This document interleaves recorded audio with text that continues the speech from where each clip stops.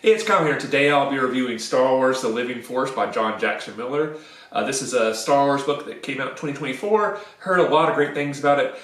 Just did not get a chance to read it until the beginning of 2025. But I'm really glad I finally got around to it because like a lot of the reviews I'd heard, I agree with them. This book is really great, very interesting, fun read, and I really enjoyed what the author did with this book. So the basic concept is this book is set roughly a year or so before the events of The Phantom Menace. And we initially start the book with Qui-Gon and Obi-Wan on a mission, or coming back from a mission to Coruscant, I should say.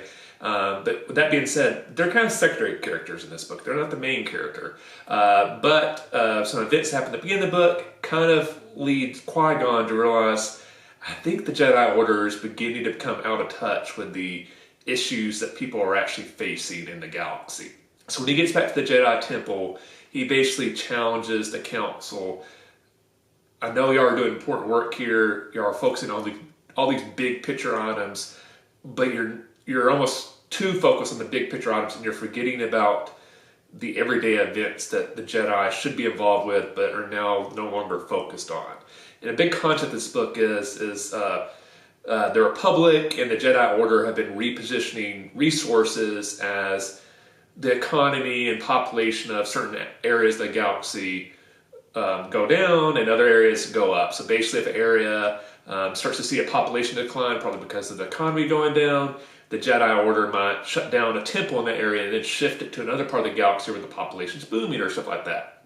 Which kind of starts a cascade effect because you have an area that's starting to struggle, and then you have the Republic and the Jedi Order start pulling resources out of it. And it makes it even worse. Crime goes up, makes more people abandon the area, and it just gets worse and worse and worse. So basically Qui-Gon's like, I know y'all are thinking these big picture items, and I completely understand why you're doing this, but I challenge y'all to get out and actually interact with people and try to make a difference in their everyday life to kind of reconnect to that aspect of the Force.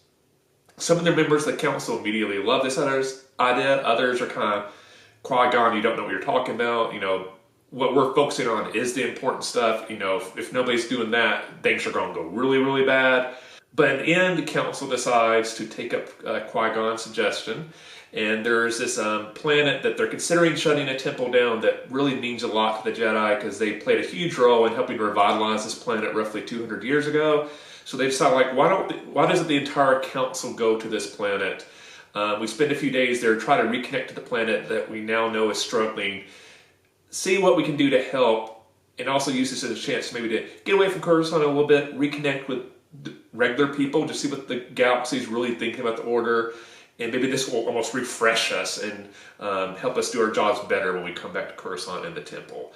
So while this Jedi storyline is going on, the same area of the galaxy that they're going to is seeing a lot of trouble with pirates. So the other half of this book really focuses this pirate band that is specifically trying to basically dominate this sector of the galaxy, and they have some very big plans on what they want to do, and they're also very anti-Jedi. The leader of this pirate band is very interesting, a female character who is just absolutely despised as a Jedi, but is also obsessed with gaining as much power as possible for herself and her pirate band, and basically creating a pirate state in this section of the galaxy. But she's really obsessed with proving the Jedi wrong and basically showing she knows more than they do. So you have this kind of two forces colliding here, the Jedi Council coming to this section of the galaxy to try to make a difference, and this pirate band basically trying to do the exact opposite. The part of this book I really loved is you really got a lot of time with all the members of the Jedi Council and got to see how they interacted with the people on this planet, what their strengths and weaknesses are, how each one has a different connection to the Force, and how their basically history in the Order actually impacts of how they view what they're doing now.